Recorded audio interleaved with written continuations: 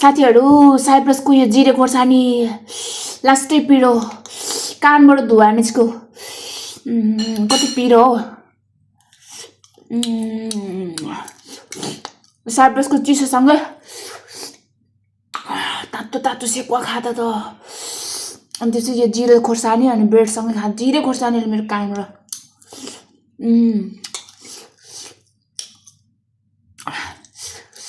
धुवा निस्क्यो